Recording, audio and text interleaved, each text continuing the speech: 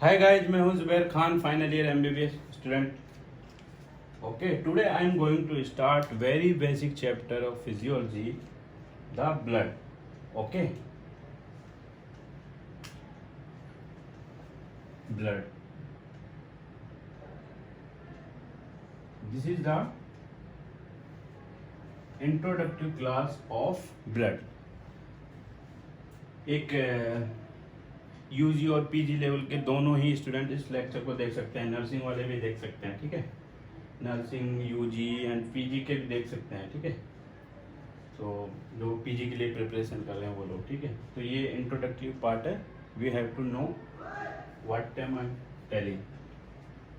Okay, so let's start without wasting our precious time. Okay, तो first of all we have to know what is blood. Okay, first of all we have to know what is blood. What is blood?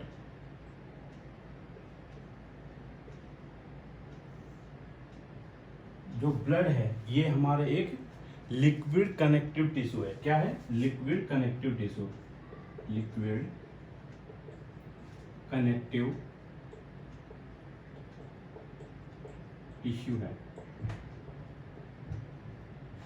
अब guys आप बोलोगे कि sir ये connective tissue कैसे हुआ? क्योंकि connective tissue का तो काम है कि वो और जो हमारे टिश्यूज हैं बॉडी के अंदर, जैसे एपिथेलियल टिश्यू है, मस्कुलर टिश्यू है, नर्वस टिश्यू है.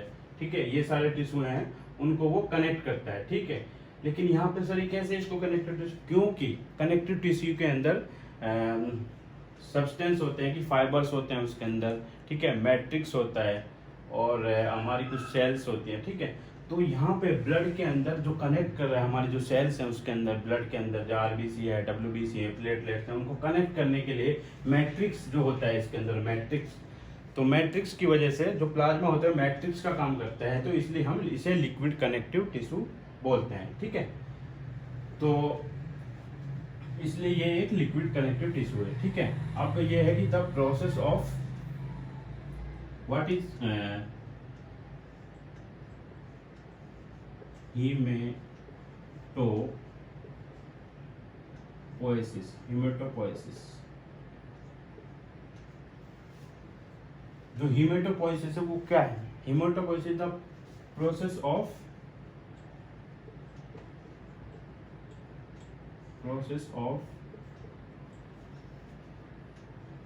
ब्लड सेल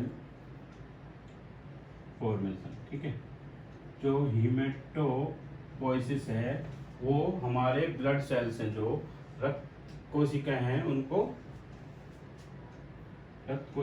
बनाने की एक प्रक्रिया है. ठीक है, क्या है? एक प्रक्रिया है हमारे ब्लड सेल्स हैं, क्योंकि ब्लड सेल ही तो बनानी हमें. हीमेटोपोइसिस जो हमारे बोन मैरो से बनती है. ठीक है, सारी की जो डब्ल्यूबीसी है, आरबीसी है, प्लेटलेट्स हैं, सारी की सारी हमारी किससे बनती है? बोन मैरो से बनती है, जो कि हम हीमेटोपोइसिस में पढ़ेंगे आगे के लेक्चर्स में. ठीक है, तो जो हमारे इसके अंदर सेल्स तो बनानी है बेसिकली, बाकी का जो हमारा प्लाज्मा पार्ट है उसके अंदर जितने भी न्यूट्रिएंट्स हैं, सारा जितना वाटर है वो सारा हमारा कहाँ से आता है? इंटेस्टाइन से आता है. इंटेस्टाइन में हम एब्जॉर्ब करते हैं ना इलेक्ट्रोलाइट्स वगैरह, जो भी चीज़ें हैं जो लेते हैं. ठीक है, इंटेस्टाइन, तो वो एब्जॉर्ब हो जाता है. ठीक है, और कुछ हमारा रेगुलेशन उससे भी होता है, किडनी से भी. वहाँ पे जो चीज़ें हम एक्सक्रीट कर देते हैं, कुछ चीज़ें एब्जॉर्ब हो जाती हैं. ठीक है, तो वो वापस ब्लड में चली जाती हैं. ठीक है, तो ये हुआ.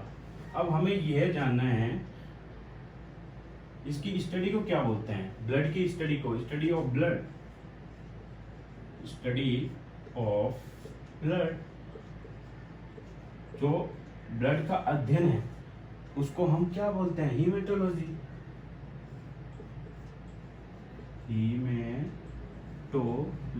हीमेटोलॉजी बोलते हैं. क्या बोलते हैं? हीमेटोलॉजी बोलते हैं. The study of blood is known as haematology. ठीक है, हीमेटोलॉजी एक बहुत इंपॉर्टेंट टॉपिक है. ठीक है, सब्जेक्ट एक तरह का मान सकते हैं कि पैथोलॉजी में इसके बारे में बहुत डिस्कस करते हैं. ठीक है, अब हमें ये जानना है कि फादर ऑफ हीमेटोलॉजी कौन है? Father of haematology. वो हैं sir William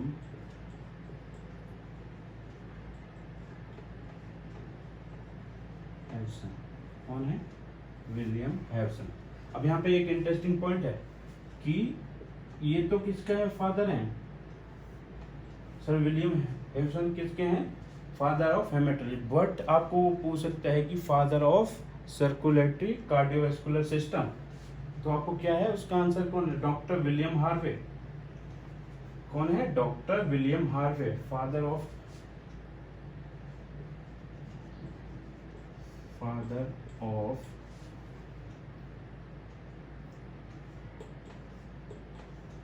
cardiovascular system. Who? William Harvey. William Harvey. Okay. तो अब जो ब्लड है, ब्लड ऐसे तो कहीं हमारी बॉडी में नहीं रह सकता, तो वो कहीं ना कहीं तो होगा। तो blood is confined in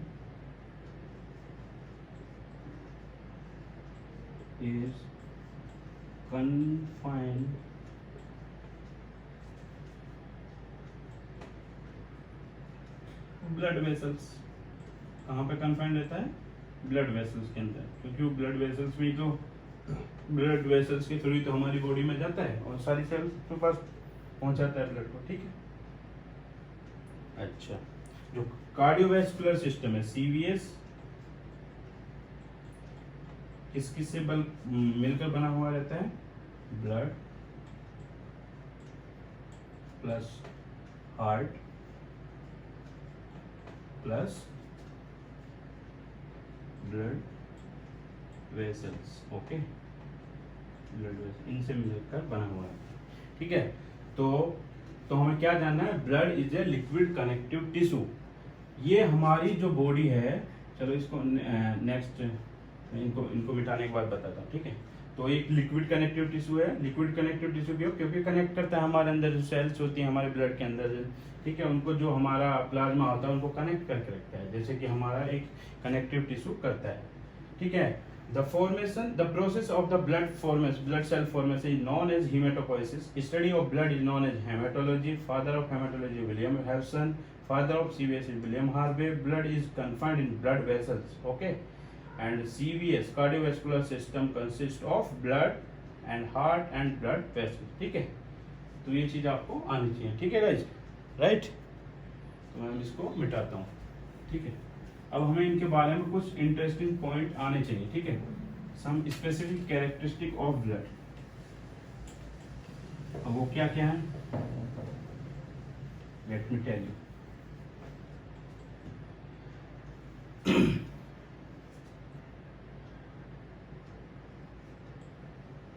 specific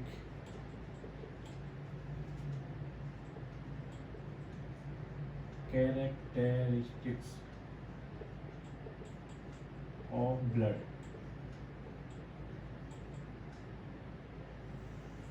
ठीक है। तो वो क्या क्या है, मैं उनको वन बाय वन आपको बताता हूँ। ठीक है। पहला पॉइंट है, जो हमारा ब्लड है 8% of the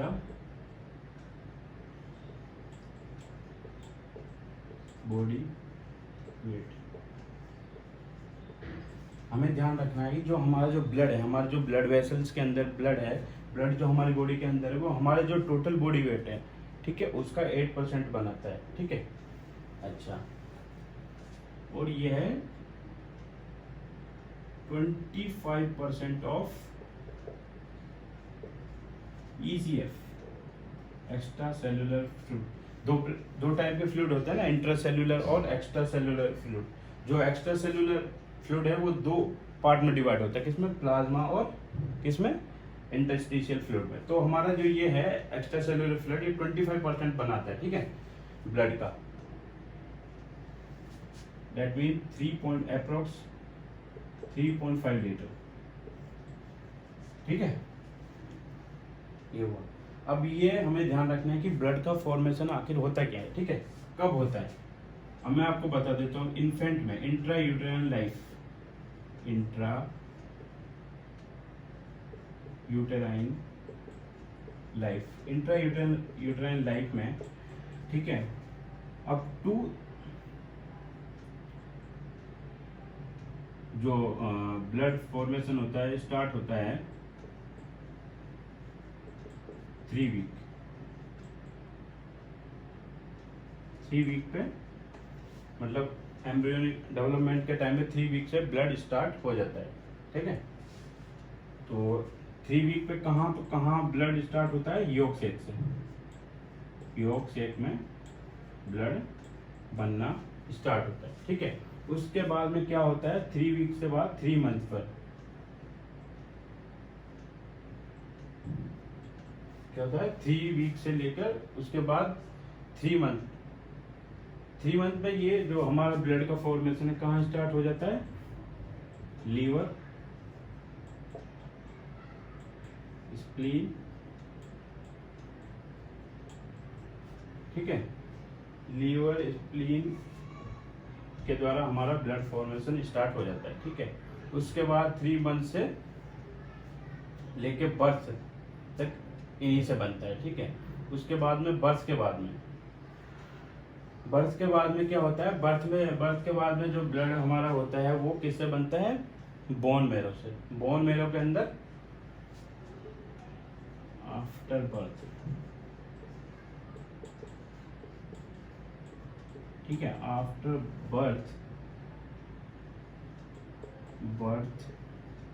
two 20 year of old, ठीक है।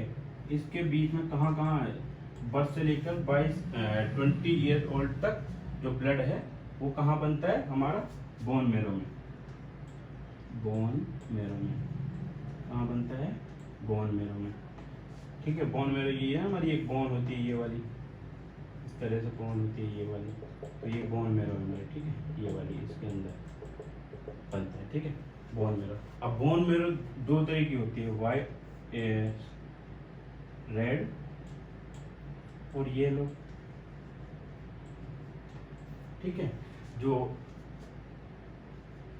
येलो बोन मैरो है और रेड बोन मैरो,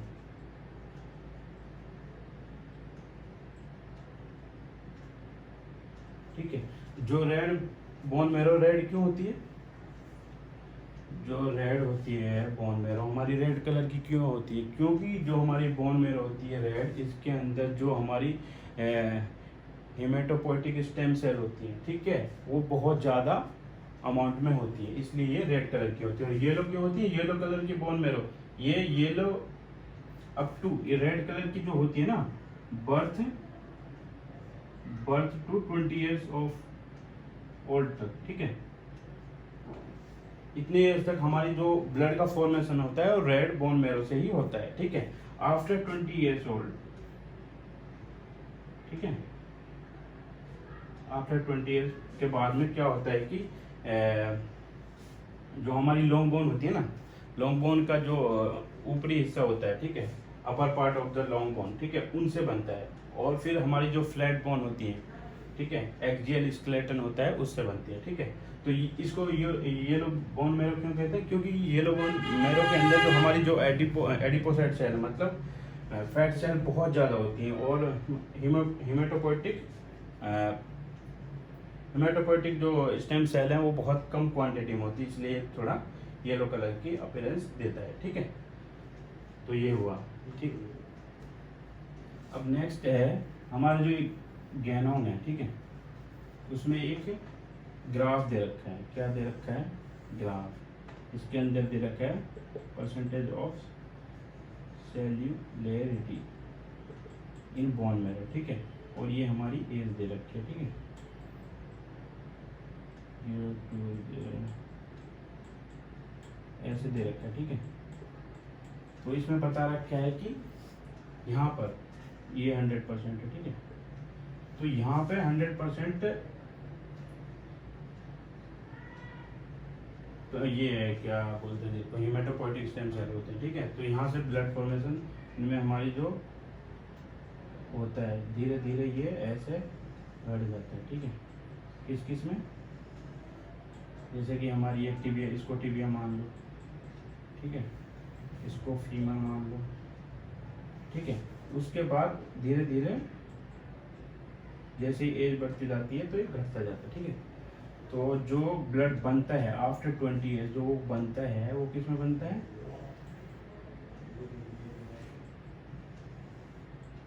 किससे बनता है, हमारी रिब, ठीक है, रिब ले सकते हैं, ठीक है, स्टर्नम ले सकते हैं, स्टर्नम ले सकते हैं, और वर्टिब्रल डिस्क, वर्टिब्रल डिस्क, ठीक है, वर्टिब्रल डिस्क है हमारे, ठीक है, स्टर्नम है, रिब्स हैं, आफ्टर 20 ईयर्स यही हैं जो हमारा ब्लड बनाती है, ठीक है। तो ये ग्राफ आपको आना चाहिए, हमारे ज्ञानों में इसको मेंशन किया हुआ है, ठीक है। अच्छा, अब हमारा नेक्स्ट पॉइंट क्या है, हाँ, नेक्स्ट पॉइंट है कि एक एडल्ट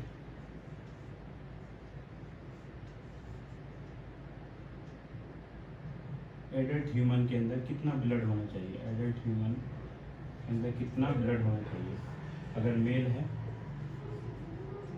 और फीमेल है, ठीक है। तो फीमेल है जो हमारा फीमेल मेल है, मेल के अंदर अप्रोक्स 5 to 5 लीटर, ओके, ठीक है।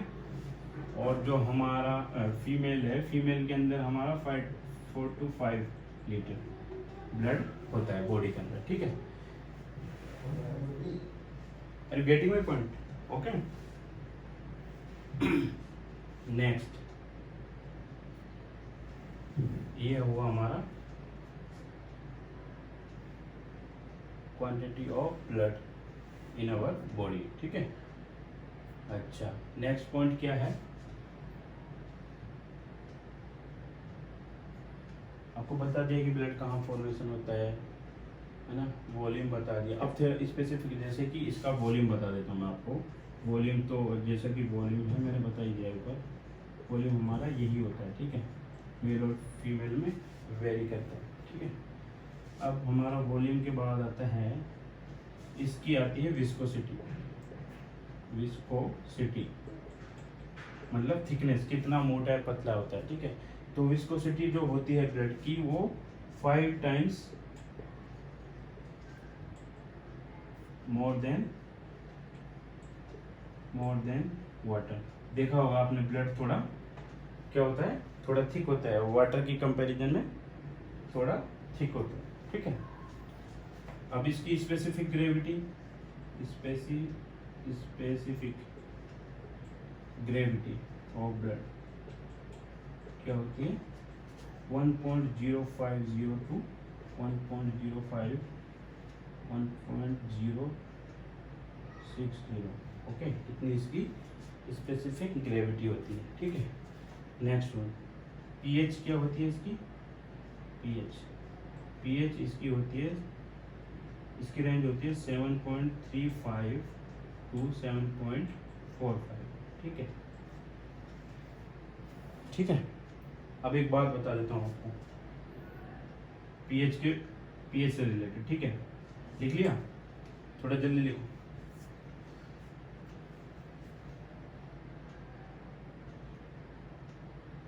Done, okay. अब पीएच से रिलेटेड एक पॉइंट बताता हूँ आपको, इम्पोर्टेंट इंटरेस्टिंग पॉइंट, बहुत इंटरेस्टिंग। क्या है, अगर आपकी पीएच, ठीक है, ये आपकी रेंज है 7.35 to 7.45, ठीक है। अगर इससे कम अगर आपके ब्लड की पीएच, ठीक है, आपके ब्लड की जो पीएच है 7.35 से कम है, तो इस कंडीशन को आप क्या बोलते हैं, आप एसिडोसिस। और अगर ये इससे ज्यादा है, ठीक है, ग्रेटर देन 7.45, तो इस कंडीशन को आप क्या बोलते हैं, एल्कलोसिस,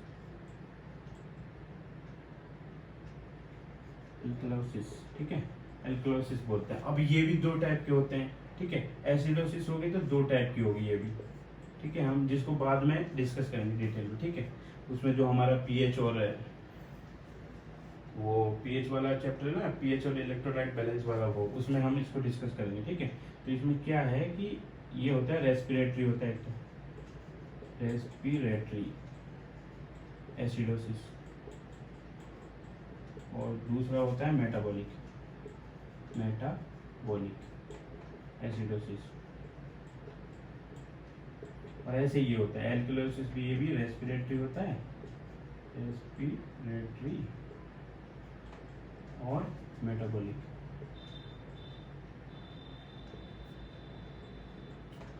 ठीक है, एल्कलोसिस, और इसमें भी ठीक है ये, ठीक है। तो इसमें रेस्पिरेटरी एसिडोसिस में क्या होता होगा, इसमें ये होता है कि जो हमारा पीएच है ना वो बढ़ जाता है, पीएच जो हमारी लेस देन 7.35 मतलब डिक्रीज हो जाती है, सॉरी, ठीक है, डिक्रीज हो जाती है, और कार्बन डाइऑक्साइड है ना उसका जो partial pressure of carbon dioxide वो बढ़ जाता है। ठीक है, ठीक है ना। ऐसे ही इसमें भी ऐसे ही होता है, इसमें हमारे कार्बन डाइऑक्साइड पे कोई फर्क नहीं पड़ता है। ठीक है, इसमें हम बाइकार्बोनेट लेवल को देखते हैं। ठीक है, इसमें भी मेटाबॉलिक में भी हम बाइकार्बोनेट के लेवल को देखते हैं, कार्बन डाइऑक्साइड का कोई फर्क नहीं पड़ता है उसमें नॉर्मल बैठ। ठीक है, तो इसको हम उसमें नेक्स्ट चैप्टर में डिस्कस करेंगे, मैं ऐसे ही बता दिया मैंने आपको कितने टाइप होते हैं। ठीक है, अच्छा जी, अब एक अगला पॉइंट है हमारा colour of blood. Red colour का होता है, कैसा होता है, रेड कलर का होता है। रेड का क्यों होता है, due to presence of haemoglobin, जो हमारा ब्लड है। ठीक है, ब्लड के अंदर आरबीसी के अंदर हीमोग्लोबिन है, हीमोग्लोबिन के अंदर आयरन है, तो इस हीमोग्लोबिन की वजह से ही उसका रेड कलर होता है। अब हमारे दो तरह की होती हैं ब्लड वेसल्स। ठीक है, कौन कौन सी ब्लड वेसल्स होती हैं, ब्लड वेसल्स 2 टाइप्स की होती हैं। ठीक है,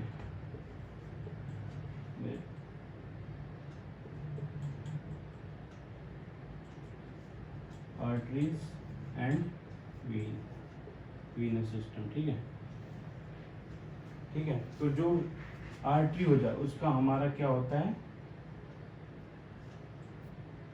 ब्राइट रेड होता है, ब्राइट रेड क्यों होता है, क्योंकि वह हमारा ऑक्सीजनेटेड ब्लड होता है। क्या होता है, ऑक्सीजनेटेड ब्लड होता है। ठीक है, जो हमारा जो वेन्स हैं, इनके वेन्स के अंदर क्या होता है कि हमारा जो कलर है ब्लड का वो हमारा डार्क रेड होता है, क्योंकि वो डीऑक्सीजनेटेड होता है, क्योंकि इसमें कार्बन डाइऑक्साइड की मात्रा बहुत ज़्यादा है। The quantity of carbon dioxide is more, okay, और the quantity of oxygen in artery is more, that's why it's look like a bright red. Okay, अब एक इंटरेस्टिंग पॉइंट, अब आप मुझसे पूछ सकते हो कि सर एक बात बताओ, हाँ, कि जो हमारी जो वेन्स होती है ना, वेन्स होती हैं, ठीक है, तो ये वेन्स होती है हमारी, सर बाहर से हम इनको देखते हैं तो ये ब्लू कलर की क्यों दिखती है, जबकि ब्लड तो हमारा रेड कलर का है। तो सही बात है आपकी, क्यों होता है, तो सर बताइए कि ये हमारे जो ब्लड वेसल्स, ये वेन दिखती हैं, इसके अंदर जो ये दिखती है नीले कलर की दिखती है, ब्लू, क्यों, क्योंकि अकॉर्डिंग फिजिक्स बता रहा हूँ मैं। ठीक है, क्या होता है कि जो ये हमारी स्किन है, ठीक है, स्किन है और ये हमारी मसल्स हैं, तो इस पे क्या होता है, हमारी सनलाइट पड़ती है। ठीक है, ये हमारी सनलाइट पड़ती है, ठीक है, सनलाइट पड़ती है, तो ये पेनेट्रेट करती है। ठीक है, पेनेट्रेट करती है किसको, सनलाइट पड़ती है। सनलाइट में कौन कौन से कलर होते हैं, विबग्योर, ठीक है, विबग्योर कलर होते हैं। ठीक है, जैसे ही हमारे स्किन पे पड़ती है, ठीक है, ये सपोज कर हमारी स्किन पर मसल्स पे ये पड़ती है, ठीक है, ऐसे पड़ती है, तो ये सारे के सारे कलर है ना एब्जॉर्ब हो जाते हैं एक्सेप्ट ब्लू कलर। ठीक है, ब्लू कलर जो कि रिफ्लेक्ट होता है, किसी भी चीज का जो कलर है ना वो क्यों है, अगर किसी चीज का कलर ब्लू है, ठीक है, या ग्रीन है, ग्रीन क्यों किसी चीज का, अगर किसी चीज का ग्रीन है क्योंकि वो उसी कलर को रिफ्लेक्ट करता है, इसलिए हमें वो ग्रीन दिखाई देता है।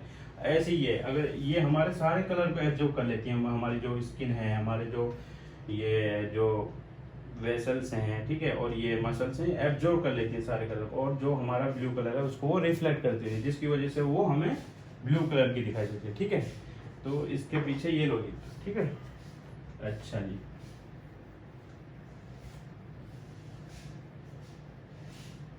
ये हो गया, ये हो गई हमारी कलर के बारे में बात, ठीक है। अब अगला पॉइंट क्या है, अब लेना है हमें फंक्शन, फंक्शन ऑफ ब्लड। क्या लेना है, function of blood, function of blood, ठीक है। We have to know about function of blood, okay. अच्छा जी, सबसे पहले क्या करना है हमें, पहला फंक्शन बोलना समझना है, ठीक है। कौन सा है, न्यूट्रिटिव फंक्शन, ठीक है। अब बोलोगे सर न्यूट्रिटिव मतलब, अब जितने भी हमारी सेल्स हैं, बॉडी के अंदर सेल्स हैं, टिश्यूज हैं, जो भी हैं, ठीक है, उनको न्यूट्रिशन चाहिए उनके सर्वाइवल के लिए, ठीक है, ऑक्सीजन चाहिए,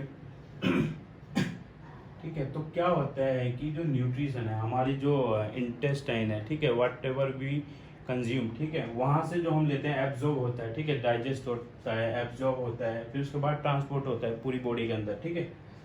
तो क्या होता है कि वहाँ से हम ये ब्लड ये न्यूट्रिशंस हैं, जो कि जैसे कार्बोहाइड्रेट है, प्रोटीन है, ठीक है, लिपिड है, सारे सारे एब्जॉर्ब कर लिए जाते हैं, वहाँ से एब्जॉर्ब करने के बाद ये ब्लड में हमारे में भेज दिए जाते हैं। तो ये वहाँ से हमारे डिफरेंट सेल्स के अंदर क्या है, भेज दिए जाते हैं, जिससे कि वो सर्वाइव कर सके, ठीक है। मेटाबॉलिक रिएक्शन तभी होंगे इनके अंदर, ठीक है, न्यूट्रिटिव फंक्शन। दूसरा है हमारा रेस्पिरेटरी फंक्शन, रेस्पिरेटरी फंक्शन, ठीक है। अब रेस्पिरेटरी फंक्शन का मतलब क्या होता है, रेस्पिरेटरी फंक्शन का मतलब होता है कि जो ब्लड है उसके द्वारा ही, उसके थ्रू ही ब्लड मतलब गैसेज जो होती हैं, जैसे कि हमारा जो लंग्स है उसके द्वारा हमारा क्या होता है कि हम ऑक्सीजन लेते हैं और कार्बन डाइऑक्साइड को एक्सेल करते हैं, ठीक है, इनहेल करते हैं O2 को और एक्सेल करते हैं, एक्सेल आउट हो जाती है हमारी कार्बन डाइऑक्साइड। तो वहाँ से वो आने के बाद में, ठीक है, तो वो हमारे ब्लड के अंदर आती है, ठीक है।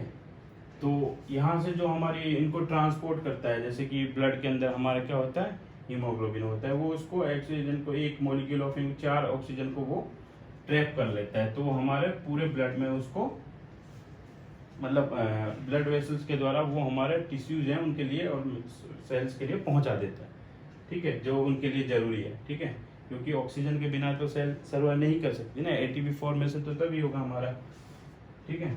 अच्छा जी, थर्ड है हमारा एक्सक्रीटरी फंक्शन, ठीक है। एक्सक्रीटरी फंक्शन क्या है, एक्सक्रीटरी फंक्शन का मतलब है कि जो हमारी जो सेल्स हैं, ठीक है, अब उनको हम न्यूट्रिशन और गैसेस तो हमने पहुंचा ही दी उनको, अब उसके बाद वहाँ पे क्या होगा, मेटाबॉलिक रिएक्शंस होगी, मेटाबॉलिक रिएक्शन होंगी तो वेस्टिजियल प्रोडक्ट तो बनेंगे ना, उनको निकालना भी जरूरी है, अगर वो नहीं निकाले हमने तो हमारी सेल की डेथ हो सकती है, ठीक है, जिससे और बहुत सारे बैड कॉन्सिक्वेंसेस हो सकता है, ठीक है, तो उसको निकालना जरूरी है, ठीक है। जैसे कि एक्सक्रीटरी फंक्शन है, ठीक है, तो बहुत सारे हैं, यूरिया है, क्रिएटिनिन है, ठीक है, अमोनिया, इन सबको, ठीक है, ये एक्सक्रीटरी और जो सेल्स के प्रोडक्ट हैं उनको निकालना जरूरी होता है, ठीक है। अच्छा जी, आज चौथा है हमारा डिफेंस में, डिफेंस और प्रोटेक्टिव फंक्शन, ठीक है। अगर हमारे बॉडी के अंदर कोई भी फॉरेन बॉडी घुस जाती है, ठीक है, तो वहाँ पे क्या होता है, जैसे ही वो हमारे एंट्री करते हैं तो हमारे जो डिफेंस मैकेनिज्म, इम्यून सिस्टम है, वो एक्टिवेट हो जाता है, ठीक है। तो हमारे जो न्यूट्रोफिल्स हैं, मोनोसाइट है, लिम्फोसाइट है, वो मैक्रोफेज वगैरह अटैक करके उसको किल कर देती है, ठीक है, ठीक है। तो इस तरह से हमारे लिए प्रोटेक्टिव है, तो हमें उस पर्टिकुलर फॉरेन बॉडी से हमें वो बचा सकती है, ठीक है। तो ये हुआ डिफेंस मैकेनिज्म। अब हुआ हमारा फिफ्थ वन, होम्योस्टेसिस। होम्योस्टेसिस,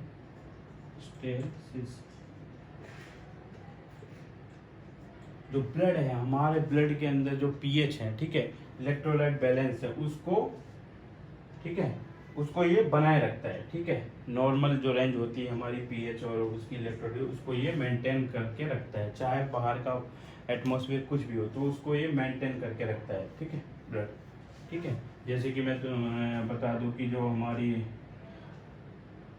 क्या नाम है, प्रोटीन्स वगैरह है हमारी, उसकी जो पीएच है ब्लड की, और जो प्रोटीन है प्लाज्मा के अंदर, वो हमारे बफर का काम करती है, ठीक है, बफर सिस्टम का काम करती है। क्या? Plasma protein, plasma protein and pH of blood act as buffer system, buffer system, जो हमारे क्या करता है, हमारे इलेक्ट्रोलाइट बैलेंस को बनाए रखता है, ठीक है। क्या हुआ? ये हमारा होम्योस्टेसिस हुआ, ठीक है।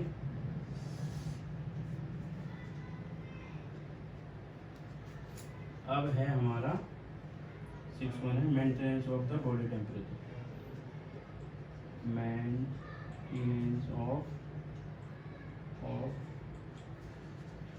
Body temperature. अब बाहर जैसे कि हमारा क्या होता है कि सर्दियों में, गर्मियों में हमारी ये जो हमारा टेम्परेचर है उसको ये बनाए रखता है। उसके भी कई रीज़न है कि जो इसकी जो क्या बोलते हैं, जैसे कि स्पेसिफिक ग्रेविटी इसकी ज़्यादा होती है, ठीक है, स्पेसिफिक हीट ज़्यादा होती है, ठीक है, बहुत ज़्यादा होती है, ठीक है। और क्या बोलते हैं, स्पेसिफिक हीट ज़्यादा होती है, और कई फैक्टर है इसके जैसे कि क्या बताऊं मैं आपको, स्पेसिफिक हीट के अंदर और क्या होता है यार, हाँ, कंडक्टिविटी ऑफ ब्लड हाई होती है, लेटेंट हीट बहुत ज़्यादा होती है ब्लड की, ठीक है, ठीक है। इसकी वजह से कंडक्टिविटी इसकी ज़्यादा होती है, तो क्या होता है कि हमारा जो डीप ऑर्गन से ना हीट को डीप से सुपरफिशियली लाता है। ऐसे लेटेंट हीट अधिक मतलब ज़्यादा होने की वजह से जो हमारी हीट है वो इवेपोरेट मतलब वाष्पित हो जाती है, इवेपोरेट हो जाती है हमारे बॉडी स्किन सरफेस से, ठीक है। तो ये हुए इसके फंक्शन, ठीक है। तो लिखो इनको, मैंने समझा दिया आपको, ऐसे लिख देता हूँ ये, जैसे कि ग्लूकोज, प्रोटीन, फैट, इलेक्ट्रोलाइट, अंदर O2, CO2,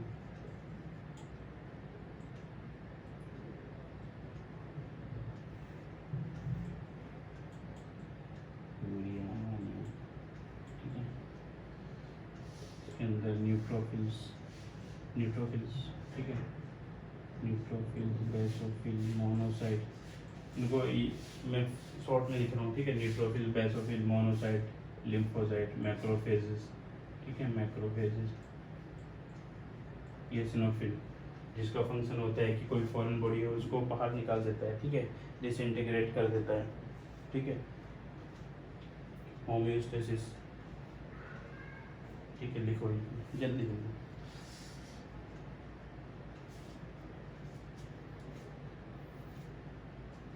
हाँ, एक और एक फंक्शन हो है, क्या है वो? स्टोरेज। स्टोरेज में क्या होता है कि जो ब्लड है वो हम कुछ चीज़ों को स्टोर करके रखता है, ठीक है, स्टोर हाउस की तरह, जैसे कि ग्लूकोज है, ठीक है, ग्लूकोज है, प्रोटीन है, ठीक है, लिपिड है, ये सारी चीज़ें हैं, ठीक है, इनको ये स्टोर करके रखता है। जब हमारी कोई स्टारवेशन की कंडीशन आती है, ठीक है, अगर हमें लॉन्ग टाइम तक खाना नहीं मिल पा रहा तो यहाँ से इनका ब्रेक डाउन होता रहता है, ठीक है। तो लिखो जल्दी जल्दी।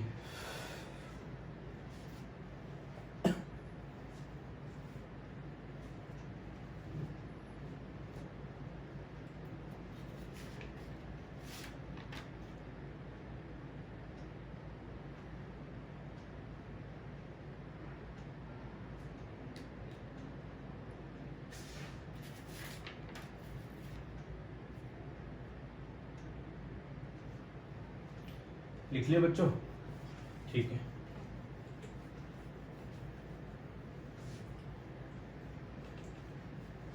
तो अगला जो पॉइंट है हमारा वो है कंपोजिशन ऑफ ब्लड। क्या क्या कंपोनेंट होते हैं ब्लड के, ठीक है। तो हमारा ये है कंपोजिशन ऑफ ब्लड, ठीक है। तो जो हमारा ब्लड है वो किस किस चीज़ से मिलकर बना हुआ रहता है, ठीक है। प्लाज्मा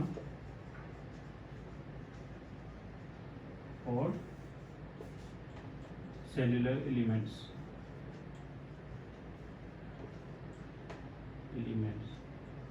किस किस से मिलकर बना हुआ रहता है। जो हमारा कॉम्पोजिशन ऑफ ब्लड है, जो कंपोनेंट्स हैं हमारे ब्लड के, क्या क्या है, प्लाज्मा एंड सेल्यूलर एलिमेंट्स, ठीक है। जो हमारा प्लाज्मा है, ठीक है, ठीक है। अगर हम हमारे जो वेनस सिस्टम है, से हम अगर ब्लड विड्रॉ करते हैं, ठीक है, इसको हम एक टेस्ट ट्यूब में ले लेते हैं, इस तरह से टेस्ट ट्यूब में ले लेते हैं, ठीक है। तो यहाँ पे ये क्या होता है हमारा, ये ठीक है। तो क्या होता है कि ये जो प्लाज्मा है ये 55% होता है और 45% हमारे सेल्स होती हैं, ठीक है, आरबीसी। और लेस देन 1% जो होता है वो बफी कोट होता है, ठीक है। उसको ब्लड को लेके हम उसको टेस्ट ट्यूब में लेके सेंट्रीफ्यूज करते हैं, ठीक है, रोटेट कराते हैं, बफी कोट। तो इसके अंदर क्या होता है हमारा, इसके अंदर हमारा WBC होते हैं और थोड़े प्लेटलेट्स होते हैं, प्लेटलेट्स, ठीक है, प्लेटलेट्स वगैरह होती हैं, लेस देन 1% होता है, ठीक है, ठीक है। तो ये प्लाज्मा क्या करता है, 55% बनाता है हमारे ब्लड का, 55%, ठीक है, ठीक है। और ये 7% ऑफ 50%, मतलब जो 7% इसमें प्रोटीन होती है, ठीक है। इस 50% का जो 7% है, 7% है, जो वो प्रोटीन होती है, ठीक है। ये हमें याद रखना है, ठीक है। अच्छा जी, सेल्यूलर एलिमेंट में क्या क्या होता है, हमारे सेल्स होती हैं इसके अंदर, ठीक है। अब कौन कौन सी होती हैं ये बताता हूँ मैं आपको।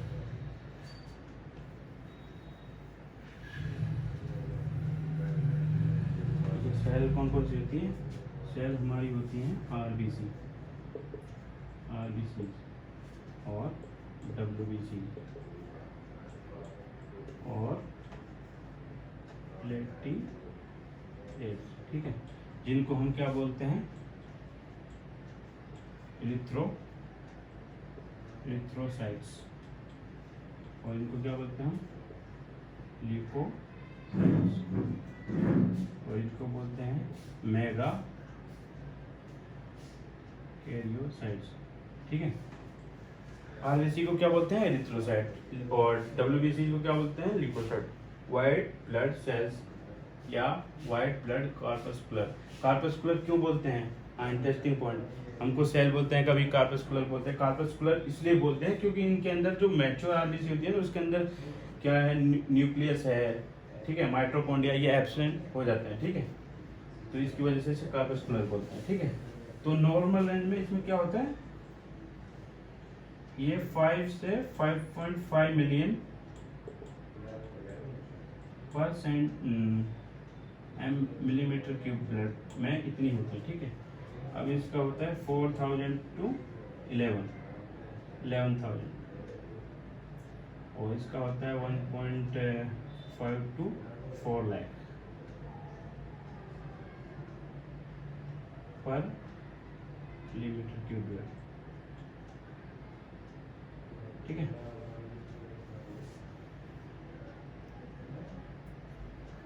ये होगा, ठीक है। ये हमारा कॉम्पोजिशन ऑफ ब्लड हुआ, ठीक है। ये वैल्यू हमें याद होनी चाहिए, ठीक है, कितनी कितनी WBC, RBC और प्लेटलेट हमारी बॉडी के अंदर होती है, ठीक है। अच्छा, अब इसके अंदर क्या होता है, प्लाज्मा। प्लाज्मा के अंदर देखो, प्लाज्मा के अंदर क्या होता है, प्लाज्मा के अंदर वाटर होता है, ठीक है, वाटर होता है, इलेक्ट्रोलाइट्स होते हैं, ठीक है। और वाटर, इलेक्ट्रोलाइट्स, ये सारी चीज़ें होती हैं जो हमारे गट से आती हैं, ठीक है, एब्जॉर्प्शन के बाद में आती है, ठीक है। और फिर इसके बाद है प्रोटीन होती है इसके अंदर, प्रोटीन्स सबसे ज़्यादा जो इम्पोर्टेंट रोल है प्रोटीन्स का ही है हमारा इसमें, ठीक है। हमारा जो लेना देना है प्लाज्मा से वो प्रोटीन का ही है, ठीक है। इसके अंदर प्रोटीन्स होती हैं, प्रोटीन कौन कौन सी होती हैं? एल्बुमिन, ठीक है, ग्लोब्यूलिन,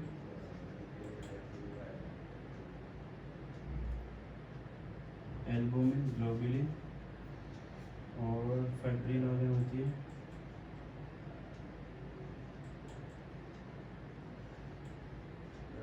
ठीक है। ये एल्बुमिन, ग्लोब्यूलिन, फाइब्रिनोजन ये सब होती है। ये सबसे ज़्यादा एल्बुमिन सबसे ज़्यादा होती है, बहुत इंपॉर्टेंट रोल होता है इसका, 65% अप्रॉक्स, ठीक है। इसका 30-35 समथिंग, ठीक है, ठीक है, ये समथिंग 4% होती है, ठीक है, हमारी बॉडी के अंदर, ठीक है। तो ये है प्रोटीन का, हम डिटेल में जब हम प्लाज्मा को पढ़ेंगे ना तो उसमें हम पूरे डिटेल में इसको पढ़ेंगे, ठीक है ना। नॉर्मल आइडिया तुम्हें होना चाहिए आपको, ठीक है।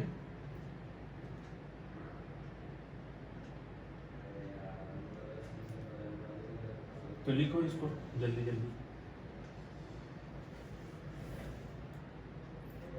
अब आरबीसी के बारे में बता दो, थोड़ा आइडिया दे देता हूँ। इसके अंदर भी क्या होता है, ये हमारी इनको भी ग्रेनुलर और नॉन ग्रेनुलर में डिवाइड करते हैं। ग्रेनुलर और नॉन ग्रेन्यूलर में डिवाइड करते हैं इसको, ठीक है। तो ग्रेन्यूलर में आपके कौन कौन सी जाएगी? न्यूट्रोफिल्स और बेसोफिल्स और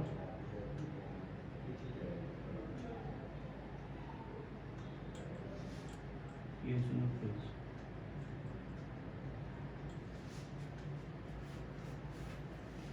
ठीक है। इसके अंदर हमारी लिम्फोसाइट्स, ठीक है, मोनोसाइट, ठीक है, लिम्फोसाइट, मोनोसाइट, ठीक है। इसके अंदर भी स्मॉल और लार्ज होता है। लिम्फोसाइट भी दो टाइप की होती है, बी लिम्फोसाइट और टी लिम्फोसाइट, ठीक है। बी लिम्फोसाइट और टी लिम्फोसाइट होती है। बी लिम्फोसाइट होती है जो वो हमारे जो मैच्योर होती है वो बोन मैरो में होती है। जो टी लिम्फोसाइट होती है वो हमारी थाइमस के अंदर मैच्योर होती है, ठीक है। तो ये हुई हमारी ग्रेन्यूलर, क्योंकि इनके अंदर ग्रेन्यूल्स पाए जाते हैं। न्यूक्लियस के अराउंड जो साइटोप्लाज्म होता है ना उसमें ग्रेन्यूल्स पाए जाते हैं, इसमें कोई ग्रेन्यूल्स नहीं पाए जाते हैं, ठीक है। तो जब हम इनके बारे में डिस्कस करेंगे ना, ईच के बारे में, प्लाज्मा, सेलुलर, आरबीसी, डब्ल्यूबीसी, तो हम उस वहाँ पे हम इनको बारे में डिटेल में पढ़ेंगे, ठीक है। तो ये लिखो। तो इसके बाद इस क्लास को हम यहीं पे रोकते हैं, ठीक है। तो नेक्स्ट जो लेक्चर होगा हमारा वो प्लाज्मा पे होगा, ठीक है। उसके बारे में हम we will discuss in detail in next class about plasma, ठीक है। जो प्लाज्मा के अंदर हमारी प्रोटीन्स होती हैं इनका बहुत इंपॉर्टेंट रोल होता है, ठीक है। इनकी वजह से हमारे बहुत सारी बीमारियां हो जाती हैं, ठीक है।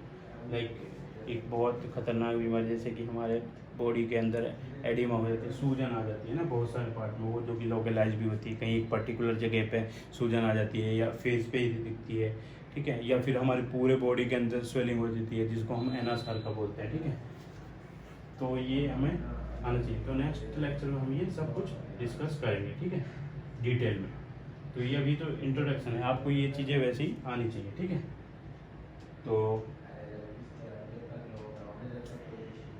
तो गाइस ये वो आपका इंट्रोडक्टिव पार्ट, ठीक है। तो नेक्स्ट लेक्चर में मिलेंगे, तब तक के लिए अल्लाह हाफिज़, बाय, सी यू सून।